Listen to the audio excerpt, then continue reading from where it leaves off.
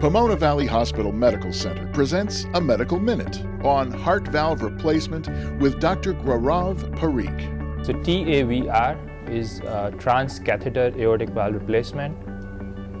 So that's a procedure for patients who have severe aortic stenosis. TAVR is one of the ways in which we can replace the valve, or rather put a new valve in without having open heart operation. The symptoms of aortic stenosis: they get very short of breath, they have less and less exercise tolerance. Sometimes patients have angina, meaning chest pain, and one of the other classical symptoms is patients can pass out. There are two ways of implanting a valve. One is an open heart operation, where they open the chest up, scoop out the old valve and suture a new valve in, which is either a metal valve or a tissue valve. The procedure we are talking about, the TAVR procedure it's called, where we have a valve which is crimped on a balloon, where we go in from the leg, from the artery, and then snake that valve all the way up to the patient's native valve and position it there and deploy it.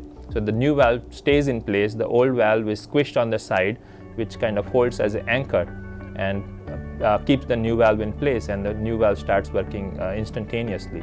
It is safe and it is equivalent to open heart surgery, and perhaps better in some regards for a lot of patients.